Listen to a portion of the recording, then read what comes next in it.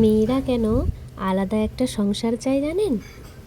কারণ সেখানে কেবল ঘর থাকে না, থাকে এক টুকরো স্বাধীনতা, যেখানে প্রতিটা কাজের কৈফিয়ত দিতে হয় না, ভাতের লোকমা গুনতে হয় না, আর কি করলাম বা কি করলাম না তা নিয়ে কারোর তীক্ষ্ণ প্রশ্নের মুখে পড়তে হয় না।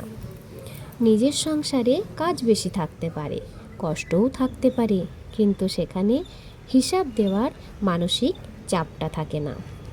প্রতিটি মানুষই দিন শেষে একটু নিজের মতো করে শ্বাস নিতে চায়, আর এই চাওয়াটা কোনো বিদ্রোহ নয়, বরং আত্মসম্মান নিয়ে বেঁচে থাকার একটা সাধারণ ইচ্ছা।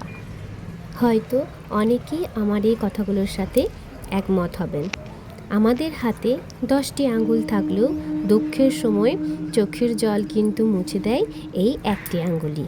ঠিক তেমনই আনন্দের সময় কিংবা সুখের সময় এই 10টি আঙ্গুল একসঙ্গে মিলে হাততালি দিতে থাকে। যেখানে আমাদের শরীর আমাদের সঙ্গে এরকম ভিন্ন আচরণ করে বারবার, সেখানে তুমি অন্যের কাছে কি প্রত্যাশা করবে? কেনই বা অন্যদেরকে ব্লেম করবে?